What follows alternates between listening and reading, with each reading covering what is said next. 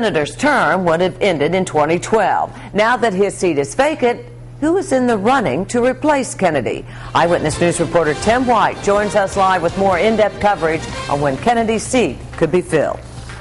Massachusetts Governor Deval Patrick is urging legislators to change state law and allow him to pick a temporary replacement. Lawmakers were originally ice cold to the idea, but Senator Kennedy's death means they must now take a hard look at a bill that would do just that. In this legislation as described. For nearly 6 decades, a member of the Kennedy family has served Massachusetts in Congress. By law, a special election to replace the late Edward Kennedy must take place in 5 months, but Governor Deval Patrick wants to temporarily fill the gap now. In 2004, they changed the law to prevent the governor, back to Mitt Romney, from appointing a Republican in case John Kerry won the race. So now they have to reverse what they did 5 years ago. That may make them look bad. As lawmakers here on Beacon Hill ponder a bill that would give the Democratic governor a choice for a temporary replacement, political watchers here say either by appointment or election, it probably won't be a Kennedy. Well, if a Kennedy runs, it affects the playing field because Kennedys don't lose in Massachusetts usually.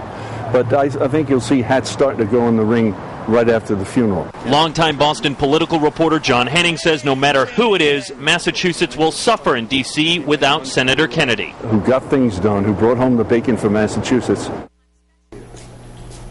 Karen Henning says that the Democratic primary will most certainly decide the state's next senator. Some of the names that are being batted around are Attorney General Martha Coakley and 2 congressmen, Stephen Lynch and Michael Capuano.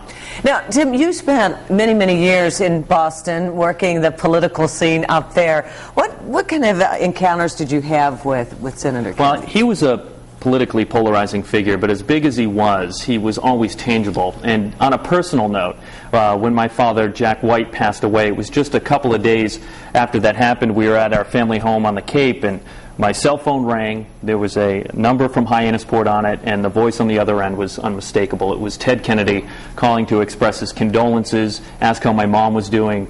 You know, we chatted for a bit. I said, I hope Dad wasn't too hard on your son. He laughed and said, you know, we all need a fire lit under our tail once in a while. But in the fog that was our lives in the days after Dad's passing, it's just one of those memories that stands out with unbelievable clarity.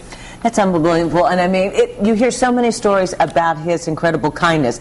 Tough lawmaker, but he could be so the kindness, too. I remember years and years ago, when I was a cub reporter in Washington, I was covering the Hill, and I was in the cab going over the Senate office buildings, and the cab driver just stopped the cab, said, there goes Senator Kennedy. And he was just in awe. He's such a presence. You should have given him a ride. Oh, yes. Hey. But, you know, many memories, and many people have memories of him. Now, why many